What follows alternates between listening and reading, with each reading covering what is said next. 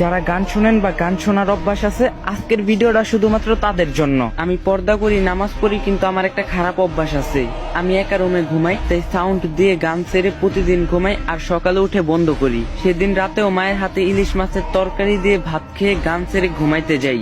একটার পর একটা গান আসছে, মধ্যরাত, খুব অশান্তি হচ্ছিল আমার। সামনে তাকিয়ে দেখি একজন লোক দাঁড়িয়ে আছে, দেখতে আমার মতো না কিন্তু ভিন্ন।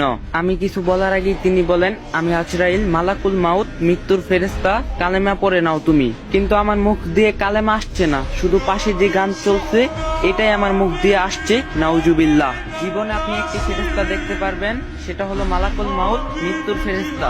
আমি ছটফট করতে লাগলাম আর কালেমা পড়ার চেষ্টা করলাম, কিন্তু কোন রকমেই মুখ দিয়ে কালেমা আসছে না, আর পাশ থেকে গানও বন্ধ করতে পারছি না। হঠাৎ চিৎকার দিয়ে উঠে বসে পড়ি, পাশে দেখি সাদা কালো সাদা গান চলছে, সাথে সাথে সাউন্ড বক্স ভেঙে ফেললাম। তাহলে আমি এতক্ষণ স্বপ্ন দেখছিলাম? সেই দিনই ঠিক করি গান শোনা ছেড়ে দেব। রাসূলুল্লাহ সাল্লাল্লাহু আলাইহি সাল্লাম সাবধান বাণী জানিয়ে গেছেন, অবশ্যই অবশ্যই আমার পরে এমন কিছু লোক আসবে যারা বাদ্যযন্ত্র ও গান বাজনাকে হালাল মনে করবে।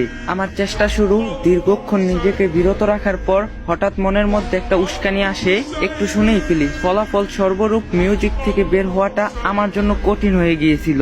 সিদ্ধান্ত নিয়েছি, যখন গান শুনতে মন চাইবে তখন মনকে বলবো, এই মন, তোমার খুব ইচ্ছা নাকি জাহান্নামের আগুনে জ্বলতে? জাহান্নামের আগুন সহ্য করতে পারবে? কানকে বলবো, যখন কানে গরম সীসা ঢেলে দেওয়া হবে তখন কি তুমি সহ্য করতে পারবে?